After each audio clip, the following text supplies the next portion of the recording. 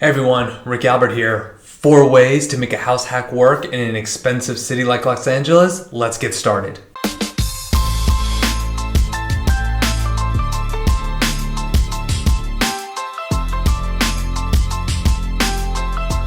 Okay, so we're talking about you're living in Los Angeles. It can be, it's a higher price point, right? It just is what it is. We're more expensive than the middle of California or Utah or wherever. So you're like, well, but I want to invest here. I want to have a roof over my head. How can I make it work? So there's 4 ways you can do it.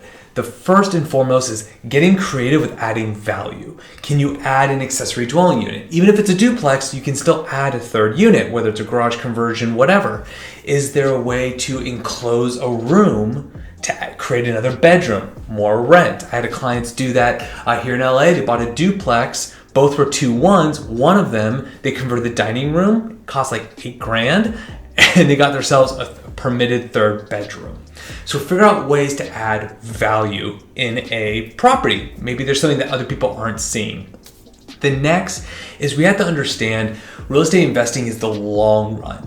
So is there an opportunity to do a refinance at some point? On both of my house hacks, we ended up refinancing, which allowed us to remove the PMI, right? PMI is private mortgage insurance, which is always tacked on if you put less than 20% down. And I shouldn't say always, we'll call it the majority of the time.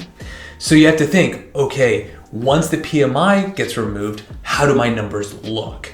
Okay, well, what if I do refinance and get a lower interest rate?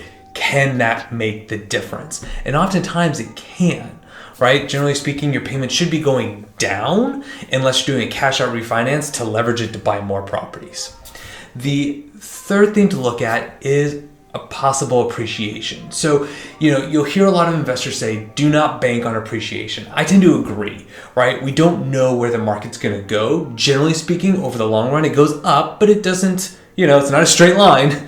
But take a look. Okay, is this a neighborhood where it's next to a more higher price neighborhood?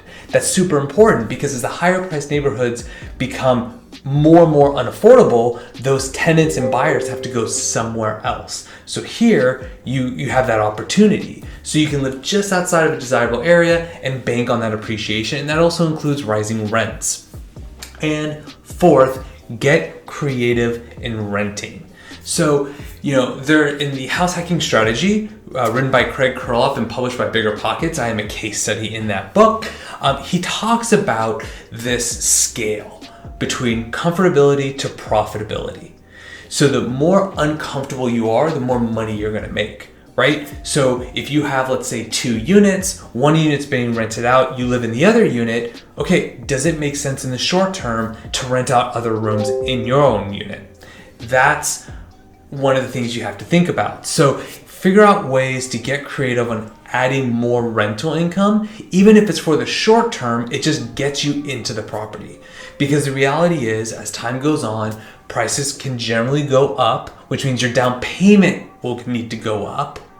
Interest rates can fluctuate. So it not only can be more expensive on the purchase, it can be more expensive on a monthly basis. Even if prices go down but interest rates go up, it could be a wash, right? We look at monthly cash flow. So there you have it. Those are 4 ways to make a house hack work in Los Angeles. Love to hear your thoughts. Don't forget to follow me or subscribe depending on where you're watching this. Like it, share it with friends, and I'd love to hear your thoughts. You guys have a great day.